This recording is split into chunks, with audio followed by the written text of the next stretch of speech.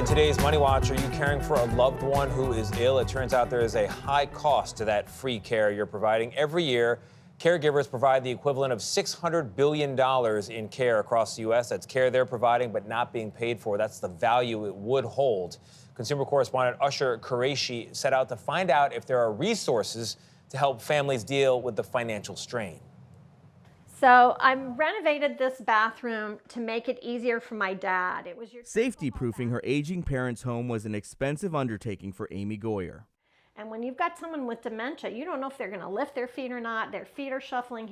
It got extremely dangerous. The home is filled with memories of a lifetime, clouded by the stress of caring for her mother after a stroke and her father with Alzheimer's. When he went in hospice care, they're like, you don't have to shower him every day. I said, you don't understand. That's the best part of his day. We're absolutely doing this, you know. And up until the day he died, we were able to do that. He was amazing. So how much of a financial strain was this on you? It was financially devastating for me. And so I don't have regrets about anything I did in caring for my family. But I ended up in bankruptcy. She wasn't just a caregiver in her personal life. She's AARP's expert on caregiving, helping families find resources for aging adults. Some people are doing complicated nursing tasks. They're doing things that you'd be paying a lot of money to get. We're using medical equipment. We're dealing with oxygen and checking blood sugars and doing a lot of medical and nursing tasks. How are you ever supposed to take care of yourself? More and more people are facing this question. According to the Harvard Business School, 3/4 of American workers now have a second job caring for an adult family member in their off time. Like Sean Lowe, who's been caring for her mother along with her siblings since the impact of Alzheimer's started nearly a decade ago. Are there resources, financial resources, to help you care for your mom, balance your work life, your personal life, your family life? Not personally, not that I'm aware of. We showed Lowe a unique custom tool by Salary.com. It calculates the cost of caring for someone based on time, type of work, and where you live. Here we go. Oh! Wow. Stop. $270,000. And we're getting zero. That's the projected salary for taking care of her mom. Without financial help, Goyer says families end up passing down debt from one generation to the next. We largely don't have enough support. And what we're doing is we're putting our financial security of our caregivers in jeopardy in the future. So they're not going to have the money to pay for somebody to take care of them.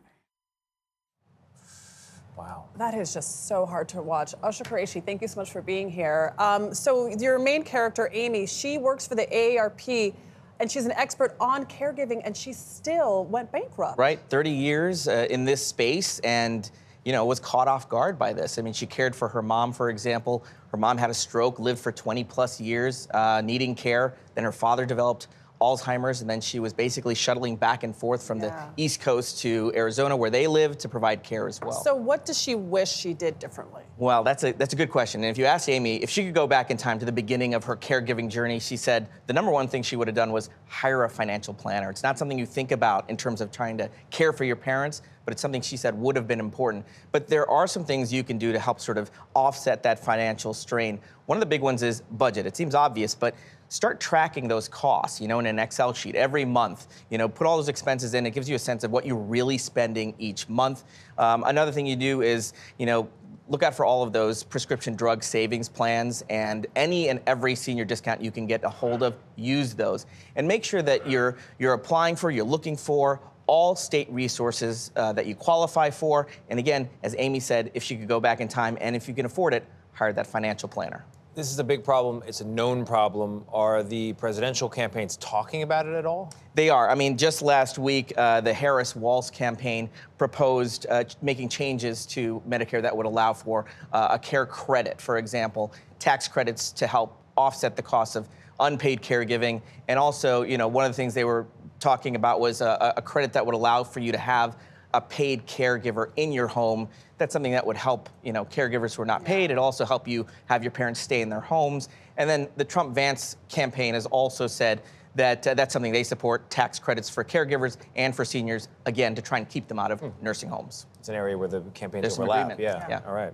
Ash-har Quraishi, thank you very much. Really appreciate this report. Thank you.